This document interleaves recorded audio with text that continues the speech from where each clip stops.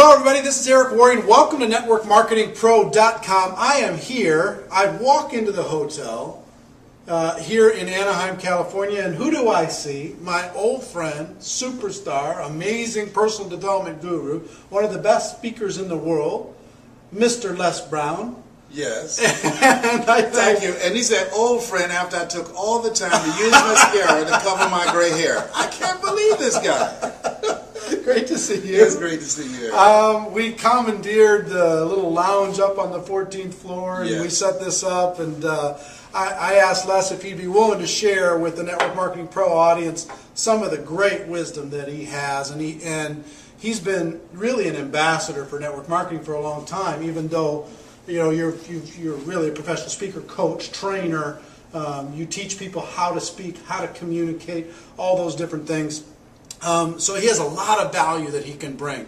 So Les, everybody that watches this program, they want to become professionals. They want to develop the skills necessary in order to be able to succeed. And over the years, what are the common attributes that you see of people who are the superstars, that are the professionals, that are the rock stars?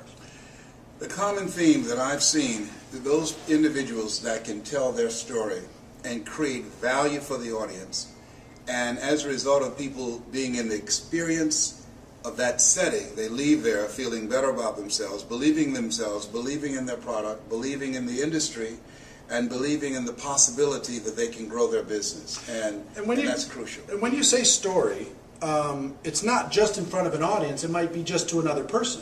One-on-one, small groups, on the telephone, because your product, there's a story behind it. Why you became involved in the business, there's a story behind it. You look at the Dexter Yeagers, the Sharon Sharifs, all of them had a story that they told that other people bought into. When you are presenting to any type of person, one individual, small group or large group, three questions going on in their head. Who are you? What do you have? And why should I care? And so if you don't answer those three questions, people will listen, they'll be polite, and then they'll walk away. The other underlying... So say those three again. Yeah, who are you? What do you have? Right. And why should I care? So you have to strategically tell your story to create an experience for the person. And it's very important, experience, Eric, because a lot of people who become involved in network marketing, they spend a lot of time giving out a lot of information. Facts. Yeah, facts. No. People, when they are listening to you, two questions going on in their head. Can I do it? And is it worth it? Okay? So you have to create an experience where that person will say, I can do this, and it's worth my doing this. So it's an interesting, I love words, I love kind of figuring that out, and you, on purpose, said the word experience. Yes. Why is it, because I've never heard somebody say it that way. Because if information can change people, everybody will be skinny, rich, and happy. Okay, so it's not about the information. In order to you're talking to a person who's a 9-to-5 person, and you want them to transform their lives. You want them to go from 9 to 5 to working from 5 until they faint. Right. Okay? Right. Okay. So that's a whole different kind of person. They must be willing to die to who they are now to give birth to who they must become in order to be successful in this business. Wow. So you've got to create an experience for them where they feel motivated. There's no saying you can take a horse to the water, but you can't make him drink. However, if you strategically tell your story and create an experience for that person, you can create a thirst where they want to drink, where they want to be a part of this, where they share the vision, where they say, you know what, sign me up. I want to be a part of this. Because you're creating a community of achievers. And in order to create that community of achievers, to increase your recruitment and to be able to retain your people that you bring into the business so it's not a swinging door, you've got to be able to tell that story again and again and again. Each time it's got to be fresh. Each time when people leave your presence, they must leave there feeling better about themselves, but talking about you and the role that you're playing in their lives and how you're transforming them. So the story creates the experience? Yes, and how you strategically tell the story. Just keep in mind, the most powerful position in the world, presidency of the United States, boiled down to two stories. An honorable man, Vietnam veteran, 5-year prisoner of war, John McCain. The Southside community activist, raised in a single family household, President Barack Obama. How they told their stories, the influence and the impact determined how much money came in, how many votes that were cast. So people, are, as an entrepreneur, we've got to be able to tell our story strategically, not just telling a story, because everybody's got a story. But you've got to tell that story in a way that people see themselves in the story. I'm known for you got to be hungry. Well, and let's talk about that. You know what I mean? Because I've known Les for a lot of years, and I've seen you speak, and we've been part of events together. And one of the stories that has been a centerpiece of your life is that you got to be hungry. And I do believe that network marketing professionals need to be hungry, and some of them don't have the hunger that they need to have. And through telling that story, and I've seen you tell that story numerous 100 times probably. Yes. And you know what? Every time it still gets me because you've been a professional at how you've done it. And I make the story the audience's story. When I tell the story about going back to the radio station. Well, let's just tell it. Do you mind? Well, yeah, I'm going to tell it and coach them on how to tell good, this story. Good. Yeah. Well, maybe if we tell the story and then we can come back and say, okay, because a lot of people out here are thinking, he's got a story. He's got a story. I don't know how to do it like that. I know. God, well, he has a lot of people are thinking, yes. Les has a story, but I don't have a story. My life is boring. My life is not interesting. My life is not special. It's not dramatic. Have you heard of Marianne Williamson? Yeah. What's her story? She doesn't have a story. Marianne Williamson wrote a book about a book. She wrote a book called Return to Love. And Return to Love was about a book called A Course in Miracles. Okay? So you don't have to have a story. You can tell somebody else's story. For instance, I met a young man, and he decided to become involved in multi-level marketing. Ladies and gentlemen, I want you to think about your goals and think about your dreams. And let me share something with you. How many of you know there's no such thing as job security? Well, keep in mind, this young man became in multi-level marketing, and I asked him, what's your story? He said he went to apply for a job. They told him if he would double the production, he could become the top manager at this company and would have job security, and he would be able to get a bonus. Not only did he double the production, he quadrupled the production. Guess what they did? As a result of the explosion in the business that they were able to acquire, they had to move to another facility, and they fired him. They said because of the new facility, they had to pay more money for the lease on the facility, and they couldn't afford his services anymore. Now, here's what the truth is. They'd figured out how to do what he came in there and did. They no longer needed him. So the reason he's became a part of multi-level marketing is he knows that the 40-40 plan is gone, where you can work 40 hours a week for 40 years and retire. There's no such thing as job security. Today you have to have something that you can call your own. And so in multi-level marketing, you're in business for yourself, but not by yourself. You have an opportunity. You have a shot. Everybody won't get rich, but you've got a shot to control your own financial future. And that story by that young man is a story that's being lived every day. Now see, in 2 minutes, you told somebody else's story to this audience and because gave them a perfect example. Right, because the best speakers make the fewest words go the farthest. Yeah. So you don't have to tell a story all day. And so I tell people, how many of you know, as you look at yourselves, how many of you know there's no such thing as job security? And I will raise my hand. The reason I'm doing that is that I want them to now make this man's story their story. So they'll raise their hands. You're right.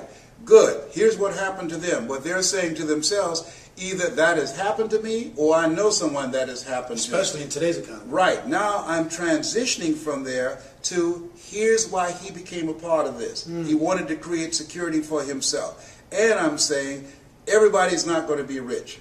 And that answers what they think. Can I get rich in this? No. People work on jobs for 40 years and don't get rich, yet and still they come into this business and they want to get rich in 6 months. It's not that kind of party. Right. You've got to work. You've got to build a foundation. You've got to learn the products. You've got to learn the marketplace. You've got to develop your personality. You've got to develop your people skills. It takes patience and perseverance and persistence to build this business. But ultimately, as they say, in the beginning, you'll do a lot of things you don't get paid for, but as you continue to grow, you'll get paid for a lot of things that you don't do. Right. That's the exciting things about multi-level marketing. It allows you to build something that you can call your own. A lot of people are wishing right now that they had Les Brown in their pocket. They could carry him around when they went and talked to their prospects, and they could look him in the eye and tell him that. Talk about how these people can develop their story, or let them know, because I know that there's a lot of people here, and we have probably 50 different countries around the world that watch this, and a lot of them aren't aware of you yet. Yes. but they need to be, right? They need to know about your products and services and coaching and all that stuff, and we'll talk about that. Your story, what was the defining moment, that turning point for you that set your life on a different course? Well, what set my life on a different course was when my mother became ill. Because I was a state legislator in Columbus, Ohio. I'm adopted. I was born in a poor section of Miami, Florida called Liberty City, an abandoned building on a floor with a twin brother. I'm telling you my story. And when we were 6 weeks of age, we were adopted by Mrs. Mamie Brown. I feel like Abraham Lincoln, who said, all that I am and all that I hope to be, I owe to my mother. My mother was a domestic worker on Miami Beach. She cooked for families. We ate the food left over from the families that she cooked for. We wore the hand-me-down clothes of the children that Mama kept. And so as a child and goal, a turning point in my life was seeing my mother work so hard. I said, Eric, when I become a man, I want to take care of my mother. I want to ask you, is there someone that you want to take care of? Is there someone that you'd like to do something special for? I want you to think about that person right now. Now, what I've done by doing that, I have segued from my story. I have now brought them into the story, and I asked them, is there someone you want to do something special for? They're saying yes. Now, that is called an imaginative leap. They leap from my story into their own story and say, yes, I know somebody. I like to do something for my coach or for my minister or for my mother or for my father or an aunt that raised me, okay? So now they're in the story. Now I will tell them how I went about doing that. So they have an interest. Who are you? What do you have? I have a story on how I bought my mother a home. And why should I care? The reason you should care is that I've been very successful at doing something that you can do too. And I'm going to show you how to do it. So now you create a committed listening in the telling of the story. Or I can say, you know, recently I went to a seminar. A young lady by the name of Pauline Ahi. She came to the seminar. Pauline flew from Hawaii to Los Angeles. I was very inspired as I watched her. And the reason I was inspired, here we were in a room of entrepreneurs, and the person standing in front of the room, Dr. Julie Van Putten, as she was speaking and talking about discovering your power voice, ever so often Pauline would lean forward, and she'd pick up a pen with her mouth, and she would write with her mouth. Pauline came from Hawaii. Pauline has no arms. Pauline has no legs. She writes with her mouth. Here's a person who decided to become an entrepreneur, who decided to build a business in multi-level marketing. And with no arms and no legs, she's building an organization. And one of the things that really got me, when Dr. Julie Van Putten interviewed Pauline, she asked her, tell me one major obstacle you had in your life. Tell me something that you can think of. And Pauline looked, and she thought, and she said, I can't think of anything. And that grabbed me, because I could have given her a whole lot of things, a list of obstacles. And that showed me that L.C. Robinson was right when he said things may happen around you and things may happen to you, but the only things that really count are the things that happen in you. Even though she was born with no arms and no legs, what has happened in her that she sees herself as an empowered person. She has not decided to become a part of a job, the journey of the broke. She decided to control her own destiny by being involved in multi-level marketing. And what I said as I looked at her, if Pauline can do it, I know I can do it. And I know you can do it. Okay. So there's a How many more you got? Keep going. Yeah. So those examples, I mean, Mike Jones out of Philadelphia. I met him. Mike was earning $500 a month on Social Security. He now earns over $35,000 a month, and he does a seminar called How to Earn Over $200,000 a Year with Your Eyes Closed. He's been blind since he was 10. Okay, so all of these examples of what we see, other people's lives, we can use that as a platform to, so whether it's your story or somebody else's story, that's the example that you're giving. Yes, and people say I don't have success yet. Yes. They're just getting started. I haven't had success. I've been involved for 6 months. I haven't had success, but I can tell this other story, and I can say that's why I'm doing this. Yeah. Dexter Yeager, who was a beer truck driver, and now 50% of Amway volume comes through his organization. Dexter was just an everyday guy who decided that he wanted to live a different life for himself and for his family. And so when we look at people who are the great performers in multi-level marketing, here's what I know that they have in common too. Not only are they great storytellers, but there was a deciding moment, and that moment when they said virtually, I've had it. I've had it. That's when people change. I used to live next door to a lady named Lillian, and Mr. Marvin, every Friday night he would get drunk and beat her. And I saw her years later and said, "How's Mr. Marvin doing?" She said, "I left him." I said, "Why?" She said, I'd had it with Marvin beating on me. That's when people leave jobs and they say, "Well, where are you going?" "Away from here. I've had it." You know, I was working on a job where they paid me just enough to keep me from quitting it. I worked just hard enough to keep from getting fired. So finally, I said, "You know what? I've had it." Going where I'm celebrated rather than tolerated. I've had it living and playing small. Yeah. And so those kinds of examples and that kind of passion. People are not just looking for information. They're looking for personality and passion. They can get information on the internet. Mm-hmm. There are no secrets out here. You can just Google everything and find out what day the earth was made and the rock that broke Goliath's jaw. We can find everything right now. But personality and passion, that's what people want. That's what they buy into. Do you believe there's a difference between being in this business and this business being in you? That's what they feel. And the people that grow the large organizations, you can tell being in their presence that as much as they have chosen this, they were chosen for this kind of work. You've got to have a passion for people. You've got to believe in the product. You've got to believe in the industry. You've got to believe that you have it within yourself to become an entrepreneur, that it's possible that you can live your dream. That's why people say yes, that it's necessary, and that you are the driving force to make it happen, that it's you, that nobody can do it for you, nobody's going to care more about your dream than you, and that it's hard, that easy is not an option. That when you think about growing your organization, think it not strange that your family members and friends will say no. People who should be there to help you won't help you. In fact, they will discourage you. They will laugh at you. "Oh, you're involved in some pyramid scheme. Here you go again."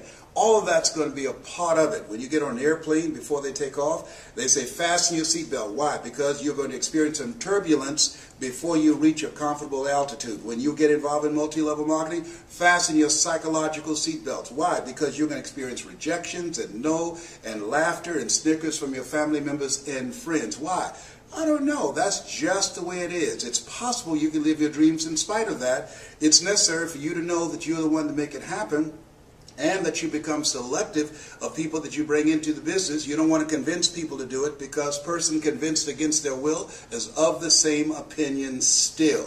You want people who want more, not people who need more. And that it's you. You've got to be the driving force, and it's hard, and it's worth it. Decide now. Write down 5 reasons on why you won't give up. 5 reasons when you're facing the rejections and the no's, when people don't show up at the parties, when people don't keep their word. 5 reasons why you will stick in the game. I have a saying, when life knocks you down, try to land on your back, because if you can look up, you can get up. Your reasons will help you get back up again. Nietzsche said, if you know the why for living, you can endure almost anyhow. So it's possible you can build an incredible organization, make a great living for yourself. And it's necessary. If you're casual about your dream, as Bill Bailey said, you will end up a casualty. And it's you, and it's hard, and it's worth it. And once you create that momentum, it's done. Stick a fork in it. It's done. So it's possible. Yes. The second one? Yes, and the reason it's possible, what's possible for one is possible for all. If anybody built an incredible organization, went across the stage, and got a check because of their work and their effort, then it's possible that everybody seated there as witnesses can do it. Right. And that it's necessary. It's necessary is number 2. Yeah, you got to have a game plan. You got to be willing to stick it out. You got to be willing to persist. Og Mandino said you've got to be willing to say, I will persist until I succeed. And, you know, the greatest salesman in the world. And you got to say to yourself your mantra, no matter how bad it is or how bad it gets, I'm going to make it. Because in the beginning, things look real good. Right. And then you have a dry spell. And right. then you start questioning yourself. And that's what over 85% of people do. And it's you. You got to take personal responsibility. You're going from being a volunteer victim of letting somebody tell you what time to be to work, how long your lunch break will be, what time to get off, how many days you can be sick out of the year, how many days you can go on vacation, got to ask for permission. You're going from that position of powerlessness and being weak, because most people have developed an addiction to powerlessness. That's why the majority of people you ask to come into this business will say no. They have developed an addiction to powerlessness. When you're working with somebody else's job, they are controlling your financial future. So you're a different different. You are not common. You are uncommon when you said yes to this dream. Yeah, stop for a second. An addiction to powerlessness. Yes. I've never heard it said that way, and I think that's really interesting the way you say that, because we've been taught, we've been groomed and taught to depend on a job, to look forward to a job. People looking for jobs in an economy where jobs are shrinking. We cannot produce enough jobs. The government cannot produce enough jobs to replace the jobs that are being eliminated through technology and cheap labor abroad. I can get a PhD in the Philippines for $500 a month. When I was a kid, I used to work in a bowling alley. They knocked the pins down, we jumped down, and we straightened the pins back up. Somebody invented a trade that put us out of business. I used to work on the elevator. What floor, please? And I would punch the elevator. No, they don't need that now. When I was in school, my girlfriend said, I want to be an operator. When you made a long distance call, you call an operator, and the operator placed a call. Now you call direct. So technology is changing things, replacing whole industries. When the last time you went to the store and bought some envelopes and a stamp and some stationery and a pen to write a letter? We don't do that now. Right. We text, we email. That's an industry that's eroding. I went to a school, Bill Gates School in Philadelphia. They don't have paper. All computer, a paperless school. That's different. When I was a kid, we carried books to school. So this is the era the late Peter Drucker calls the era of the 3 C's: accelerated change, overwhelming complexity, and tremendous competition. What we have in multi-level marketing is cooperation and collaboration, people working together in a community of achievers to help everybody win. That's the exciting thing, that when I help you win, then I win also. So back to story. So do you think story helps people realize that they have an addiction to helplessness? And, absolutely. You have to build a bridge to get them away from that absolutely. posture? That's the purpose of the story, because what the story does is distract, dispute, and inspire. What you do, how people live their lives, is a result of the story they believe about themselves. If there are 500 people in an audience, there are 500 individual stories that's going on. So that's why it's important that we learn how to strategically create an experience with our story, so those 500 people will stop listening to their story. Through the course of your telling the story, they will back away from the possibility of blindness to say, I can't sell, or I can't do this, or I'm not ready to learn something different and new and change the page in my life. You cause them to back away from the possibility of blindness and inspire them to become, as Mother Teresa would say, to become a pencil in the hand of God and start writing a new chapter in their lives, because you've distracted them from their story, and you used the example of a Pauline Arhe or a Mike Jones or a Dexter Yeager to help them say, whoa, if he can do it, I can do it, because what's possible for one is possible for all. And now they're ready to start a new chapter with their lives. Can you tell I'm a fan? I mean, I could just sit here all day and we could just talk, because, I mean, the way you talk is so... The average person wants to give facts. They want so much to, to prove to somebody else that they know something. So they're given facts and information. And through your stories and through the quotes that provide third-party validation, that lets them know it's not just your opinion. It's other smart people have had the same opinion in the past. Yes. It's so masterfully done, and I hope you're getting a lot of tips here. And I hope as we're done with this interview, we're not done now, but when we're done with it, then you start to practice your story. That's you start to tell your story to your dog and tell your story to your and kids. Get some coaching, because you can't see the picture when you're in the frame. You have to, this Les Brown that you now see, I didn't know he existed. I used to be a different person, but a guy named Mike Williams, he interrupted the story in my head. He said, Les, you can do more than be a disc jockey. What do you mean? I'm LB, Triple P, Les Brown, your platter playing popper. There were none before me, there will be none after me. Therefore, that makes me the one and only. Young and single, love to mingle, certified, bona fide, duly qualified to bring you satisfaction, a whole lot of action. I had to kill him off. Bam, bam, bam. He said, Les, you can do more than be the MC at the Bottoms Up Club and the Pink Pussycat and the Jamaica Club. You can talk to corporations and organizations. I said, what would I talk to them about? I don't have any college training. He said, Les, all of us are born the same way, dumb, naked, and speechless. You can learn. Okay, and so because of how he communicated with me, He created a thirst. One of the things I say to people, particularly when you come into this business, if someone has recruited you into this business, they saw something in you. And one of the things I strongly believe, and why Mike is still my mentor to this day, Mike Williams, and that is that sometimes you have to believe in somebody's belief in you until your belief kicks in. So whoever invited you into this business, they saw something in you. And if you don't see it, it doesn't matter that you don't see it, because eye has not seen, ear has not heard, nor has entered the heart of mankind what God has in store for you if you say yes to your dream and yes to the opportunity that the multi-level marketing industry can afford you. Can afford you. Yes. I love it.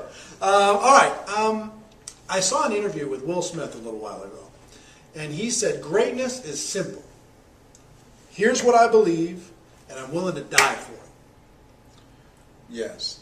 When you talk about desire, you talk about hunger, you talk about determination. Are you willing to lose it all to gain it all? Just willing to just go out there and make it happen. I believe that since greatness is possible, then being excellent is not enough. Right. That anybody through observation and practice can perform at the level of excellence. But when you see a Larry Bird who formerly played for the Boston Celtics, you don't say, boy, when the Bird played, he was an excellent player. We're talking about greatness here. Right. You see a Wayne Gretzky. And I believe that when you're pursuing your greatness, you don't know what the limits are. So you act like you don't have any. That you become intelligently ignorant. According to the laws of aerodynamics, as we know, a bumblebee isn't supposed to fly because his body is too large to be held up by the little puny wings. But the bumblebee doesn't know it. And what you will find in multi-level marketing, that you'll see people take quantum leaps in terms of their influence and their income. Why? Because being in a community of achievers, you discover some powers and abilities you have that you don't even realize. That L.C. Robinson was right, that things may happen around you and things may happen to you, but the only things that happen that really count are the things that happen in you. And part of being around other achievement-driven people, they'll push you to levels that you could never go by yourself. And that's why it's so very important that we do something that Jim Rohn said, and that is look at your relationships. You're building your organization. You want to develop greatness. The only way you can develop your greatness is you've got to be in a relationship with people that will push you, that will stretch you, that hold you to a higher standard, that will hold you accountable. And you have to look at your relationship, and Jim said, ask the question, what is this relationship doing to me? Right. Am I growing mentally and emotionally and spiritually? Is it challenging me? Am I honoring my word as myself? Is this making me begin to look at myself and reflect on myself and raise the bar on myself? Einstein said that thinking that has brought me this far has created some problems this thinking can't solve. And part of developing your greatness is being around people who, as you run, you can run faster with 100 who want to go than with one around your neck. But they will challenge you to step it up to another level. Right. Well, as we're running out of time, but we could talk all day, yes. and we could tell some stories, and we could yes. do some stuff, but that'll be for another time. But first of all, I'm going to put a link so people can find a way to contact you, find out about your products, your services, your coaching yes. that you do on how to tell stories. So everybody, I encourage you to connect, and this will be seen by over 100,000 people all over the world. People are really hungry. Right? Part of what I'm going to do right now, I'm going to train 1,000 voices of hope. We've produced a generation of problem staters.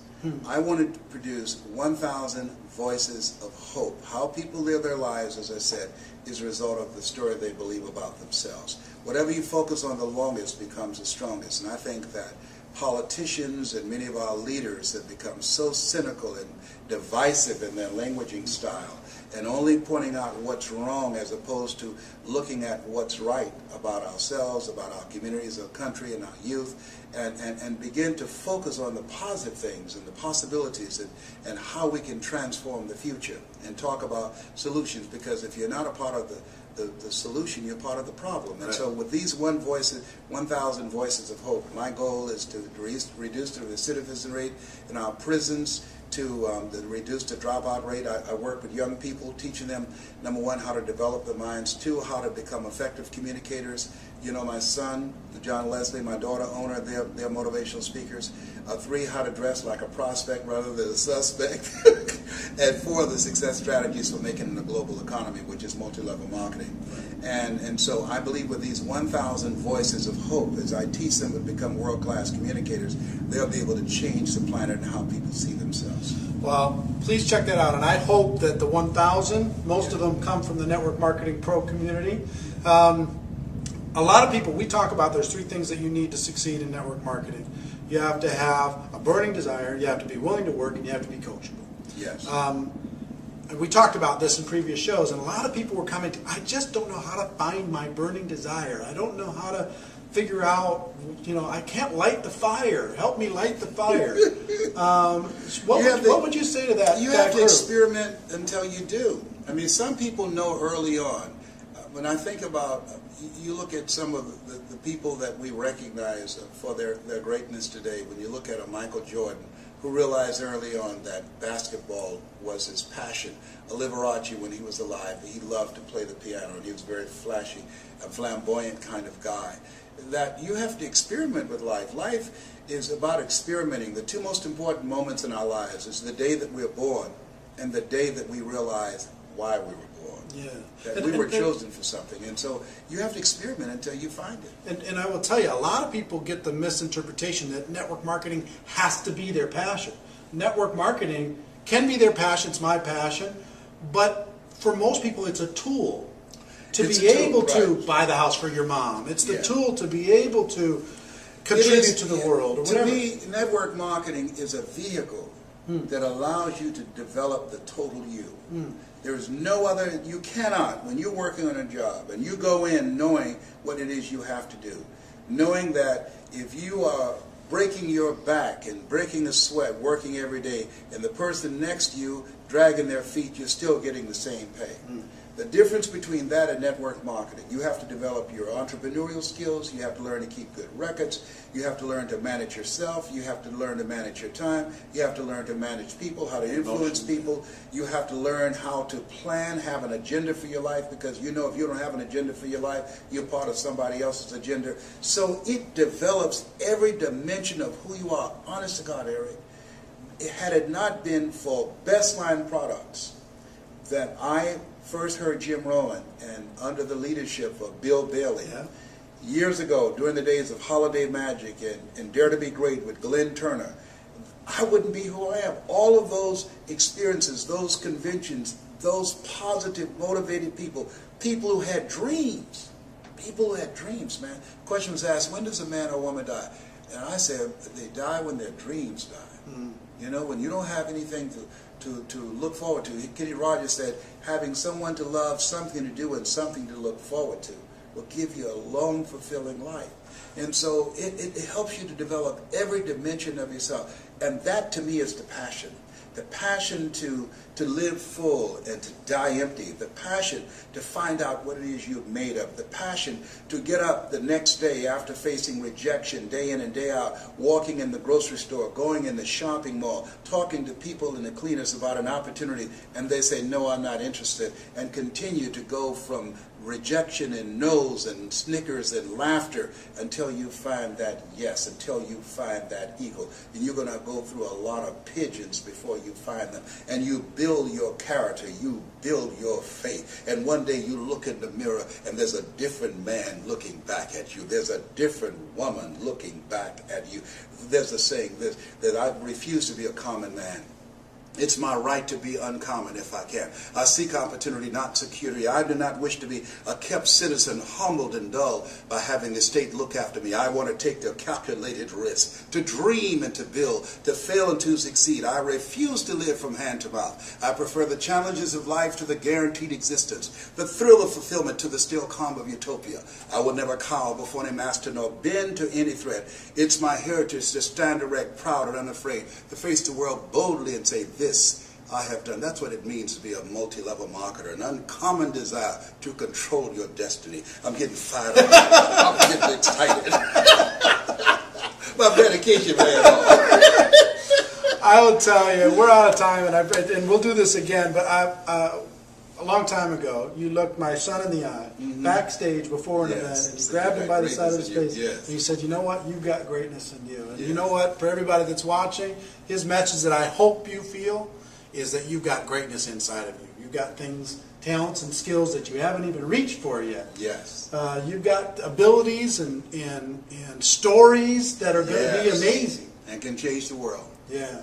So, ladies and gentlemen, here from Dallas, Texas, my wish for all of you is that you decide to find your passion, that you decide to become a network marketing professional, that you develop your skills, you learn to tell stories, that you get the coaching and training and information that you need to be able to take it all the way to the top. Because you know what? You really do have greatness in you. It is a stone cold fact. You got something else to say? Say it. Yes, this has been Mrs. Mamie Brown's baby boy and Eric Worre's pride and joy. It's a fact, ladies and gentlemen, that we have a better way. Now let's go tell the world. Everybody, we'll see you next time. Bye-bye.